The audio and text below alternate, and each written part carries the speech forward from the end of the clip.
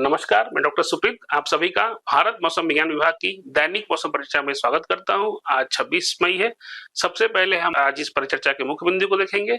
मध्य और उत्तर पश्चिम भारत में अगले 3-4 दिनों तक और पूर्वी ओर से सटे हुए प्रायद्वीपीय भारत में अगले 2 से 3 दिनों तक उष्ण लहर से लेके भीषण उष्ण लहर की स्थिति बनी रहने की संभावना व्यक्त की गई है। इस स्थिति में 29 मई से कमी आने की संभावना व्यक्त की गई है। उसके अलावा उत्तर पूर्वी भारत उससे सटे हुए पूर्वी भारत में अगले 2-3 दिनों तक और केरल और तमिलनाडु में आज एक आध स्थानों पे भारी से बहुत भारी वर्षा होने की भी संभावना व्यक्त की गई है। अब हम पिछले 24 घंटों में रिकॉर्ड हुए मौसम के अवलोकनों को देखेंगे। भारी से बहुत भारी वर्षा जो कि 11 से 20 सेंटीमीटर के बीच में होती है, उसकी सूचना असम और मेघालय तथा बिहार से प्राप्त हुई है। उसके अलावा भारी वर्षा जिससे 7 से 11 सेंटीमीटर के बीच में वर्षा होती है, उसकी सूचना त्रिपुरा, आंतरिक कर्नाटका, तमिलनाडु और लक्षद्वीप से भी प्राप्त हुई है। उसके अलावा मेघ गर्जन वज्रपात के साथ साथ तेज तूफानी हवा जिसमें पवन की गति 80 से 120 किलोमीटर प्रति घंटा की रफ्तार से चली, उसकी सूचना एक आध स्थान उड़ीसा, झारखंड, नागालैंड, मणिपुर, मिजोरम और त्रिपुरा से प्राप्त हुई है। उसके अलावा मेघ गर्जन वज्रपात जहां पे पवन की गति 40 से 80 किलोमीटर प्रति घंटा थी, उसकी सूचना देश के अधिकांश हिस्सों से भी प्राप्त हुई है। अगर ओलावृष्टि की बात करें तो ओलावृष्टि की सूचना जम्मू कश्मीर, पश्चिम मध्य प्रदेश, मध्य महाराष्ट्र और तेलंगाना से प्राप्त हुई। अगर हम उष्ण लहर और भीषण उष्ण लहर की बात करें तो उष्ण लहर से लेके भीषण उष्ण लहर की स्थिति विदर्भा, छत्तीसगढ़ के अनेक हिस्सों में, उसके अलावा पूर्वी उत्तर प्रदेश, पूर्वी मध्य प्रदेश के एक आध हिस्सों में, उसके अलावा उष्ण लहर की सूचना एक आध स्थान उत्तराखंड, हरियाणा, पश्चिमी उत्तर प्रदेश, राजस्थान, पश्चिमी मध्य प्रदेश, बिहार, उड़ीसा, तेलंगाना और तटीय आंध्र प्रदेश से भी प्राप्त हुई है। उसके अलावा गर्म रात्रि वार्म नाइट की सूचना उत्तर प्रदेश, पश्चिमी राजस्थान, मध्य प्रदेश और विदर्भा के भी एक आध हिस्सों से प्राप्त हुई। अब हम मानसून के आगे बढ़ने की सूचना देखेंगे।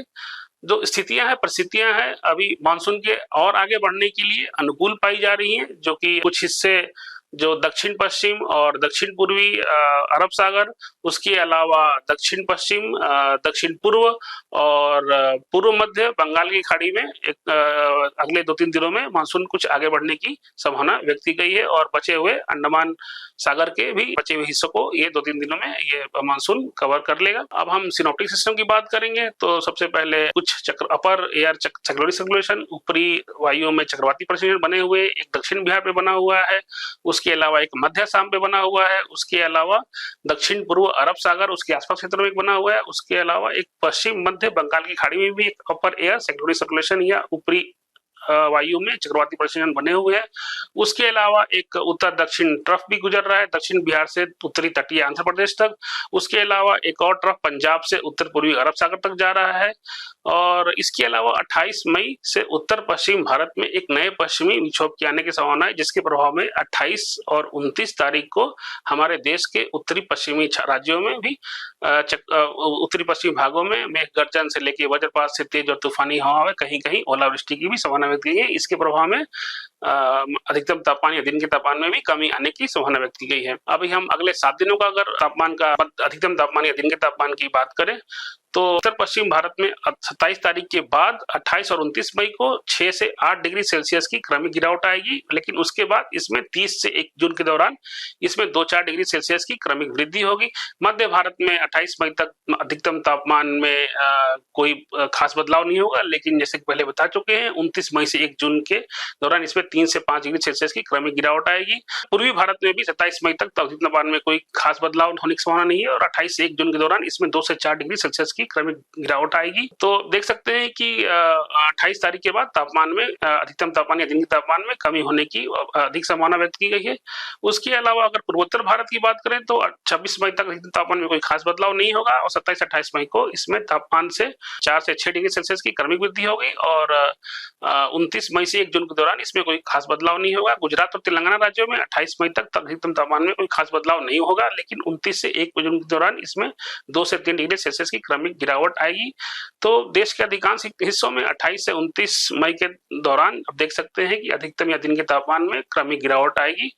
बाकी देश के बाकी हिस्सों में 1 जून तक अधिकतम तापमान में कोई खास बदलाव होने की संभावना नहीं व्यक्त की गई है अगले 7 दिनों के दौरान। अब हम सब डिवीजन वाइज मौसम की चेतावनी देखेंगे। पहले दिन के लिए सबसे पहले भीषण उष्ण लहर और उष्ण लहर की जो की चेतावनी है, उसके कारण रेड वार्निंग दी गई है उत्तर प्रदेश, मध्य प्रदेश, विदर्भा और उसके अलावा तेलंगाना और उड़ीसा में यहाँ पे रेड वार्निंग दी गई है। उसके अलावा उष्मलहर के लिए ऑरेंज वार्निंग राजस्थान, उसके अलावा हरियाणा, छत्तीसगढ़, तटीय आंध्र प्रदेश और में दी गई है। साथ साथ झारखंड में भी ऑरेंज वार्निंग दी गई है। इन सभी क्षेत्रों में भीषण से लेके उष्मलहर की चेतावनी जारी की गई है। और उष्मलहर के लिए येलो वार्निंग जम्मू कश्मीर, उत्तराखंड, उसके अलावा हिमाचल प्रदेश, पंजाब और साथ साथ पंजाब इत्यादि में भी येलो वार्निंग दी गई है उष्मलहर के लिए। अगर हम मेघ गर्जन, वज्रपात और तेज या तूफानी हवाओं की बात करें, जहां पे पवन की गति 60 से 70 किलोमीटर प्रति घंटे की रफ्तार से हो सकती है, उसके लिए ऑरेंज वार्निंग दी गई है बिहार, झारखंड, छत्तीसगढ़, उड़ीसा, तटीय आंध्र प्रदेश, साथ साथ उत्तरी आंतरिक कर्नाटका, उसके अलावा उप हिमालय पश्चिम बंगाल, सिक्किम और इन सभी क्षेत्रों में ऑरेंज वार्निंग जारी की गई है तेज या तूफानी हवा के साथ साथ मेघ गर्जन और वज्रपात के लिए। अगर भारी वर्षा की बात करें तो भारी से बहुत भारी वर्षा के लिए असम और मेघालय, और भारी वर्षा के लिए अरुणाचल प्रदेश और नागालैंड, मणिपुर, मिजोरम, त्रिपुरा, साथ साथ दक्षिण प्रायद्वीपीय क्षेत्रों में के राज्यों जैसे कि केरला, तमिलनाडु और दक्षिण आंतरिक कर्नाटका, साथ साथ लक्षद्वीप और अंडमान एवं निकोबार द्वीप समूह में भी भारी वर्षा एक आध स्थानों पे हो सकती है। अंडमान निकोबार द्वीप समूह एक से पहले से इस वीक में अधिकांश दिनों में भारी वर्षा की संभावना व्यक्त की गई है। इन सभी क्षेत्रों में येलो वार्निंग दी गई है भारी से बहुत भारी वर्षा के लिए। गर्म और आर्द्र मौसम की चेतावनी कोंकण एवं गोवा तट, साथ साथ सौराष्ट्र एवं कच्छ और गंगई पश्चिम बंगाल, उड़ीसा के एकाध स्थानों पे गर्म और आर्द्र मौसम भी हो सकता है। दूसरे दिन कमोबेश जो रेड वार्निंग है उन्हीं क्षेत्रों में जारी रहेगी, तेलंगाना, विदर्भा, मध्य प्रदेश और उत्तर प्रदेश में भीषण उष्मलहर के कारण। उसके अलावा उसे सटे हुए क्षेत्रों में ऑरेंज वार्निंग दी गई है हीट वेव या उष्मलहर के कारण। और उसके अलावा येलो वार्निंग भी जम्मू कश्मीर और उत्तराखंड, हिमाचल प्रदेश में उष्मलहर के कारण जारी रहेगी। उसके अलावा मेघ गर्जन और वज्रपात के साथ साथ तेज और तूफानी हवाओं के लिए भी ऑरेंज अलर्ट जारी किया गया है। वो पूरी खासकर पूर्वी क्षेत्रों के लिए जारी किया गया है। बिहार और गंगई पश्चिम बंगाल, ओडिशा और झारखंड के लिए, साथ साथ उत्तरी आंतरिक कर्नाटका में भी ऑरेंज वार्निंग जारी की गई मेघ गर्जन, वज्रपात और साथ साथ वहां पे ओलावृष्टि की भी संभावना व्यक्त की गई है। अगर तीसरे दिन की बात करें तो उष्मलहर की तीव्रता में कुछ कमी आएगी। रेड वार्निंग केवल पूर्वी मध्य प्रदेश और विदर्भा के लिए जारी की गई है। सटे हुए क्षेत्रों में ऑरेंज वार्निंग जारी रहेगी। जैसा कि पहले बता चुके, 28 तारीख से एक पश्चिमी विक्षोभ आने वाला है। उसके प्रभाव में जो पश्चिमी हिमालय क्षेत्रों से मैदानी इलाकों में भी मेघ गर्जन, वज्रपात, तेज तूफानी हवा चलने की संभावना व्यक्त की गई है।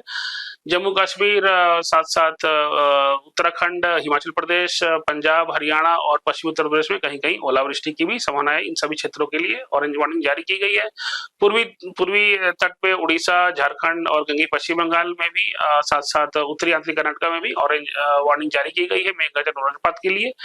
उसके अलावा येलो वार्निंग मेघ गर्जन और वज्रपात के लिए देश के दक्षिण प्रायद्वीपीय में अनेक राज्यों, साथ साथ पूर्वी भारत के भी अनेक राज्यों में जारी की गई है। चौथे दिन की बात करें तो चौथे दिन उष्मलहर की चेतावनी केवल विदर्भा और मध्य प्रदेश के लिए जारी की गई है। और मेघ गर्जन, वज्रपात और साथ साथ ओलावृष्टि से संबंधित ऑरेंज वार्निंग देश के पश्चिमी हिमालय क्षेत्र और उससे सटे हुए मैदानी इलाकों में जारी रहेगी। साथ साथ उत्तर प्रदेश में भी जारी रहेगी ऑरेंज वार्निंग पूरे देश के उत्तर पश्चिमी क्षेत्र से लेके उत्तरी मैदानी इलाकों में, और साथ साथ पूर्वी भारत के जो बिहार, उड़ीसा और झारखंड और गंगई पश्चिम बंगाल, इन सभी क्षेत्रों में तेज या तूफानी हवाओं के साथ साथ मेघ गर्जन, वज्रपात की चेतावनी, ऑरेंज वार्निंग जारी की गई है।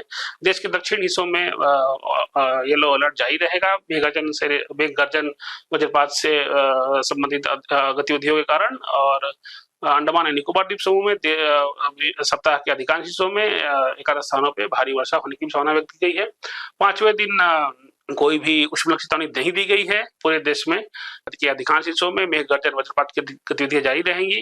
केवल पूर्वी उत्तर प्रदेश और उड़ीसा में मेघ गर्जन, वज्रपात के साथ तेज तूफानी हवाओं के लिए ऑरेंज वार्निंग दी गई है 5वें दिन के लिए। छठे दिन में मेघ गर्जन और वज्रपात की चेतावनी केवल पंजाब, हरियाणा, उत्तर प्रदेश, झारखंड, गुजरात क्षेत्र और अंडमान एवं निकोबार द्वीप समूह दी गई है। भारी वर्षा की चेतावनी केवल असम, मेघालय, नागालैंड, मणिपुर, मिजोरम, त्रिपुरा और अंडमान निकोबार द्वीप समूह के लिए दी गई है। जो कि 7वें दिन भी जारी रहेगी अंडमान निकोबार द्वीप समूह के लिए, और उत्तर पूर्वी राज्यों में भी भारी वर्षा एक आध स्थानों पे हो सकती है 7वें दिन। मेघ गर्जन की चेतावनी केवल गुजरात राज्य और झारखंड के लिए दी गई है। देखने के लिए धन्यवाद। अधिक जानकारी और अद्यतन जानकारी के लिए आप हमारे वेबसाइट से जुड़ सकते हैं, मौसम.imd.gov.in। नमस्कार, जय हिंद।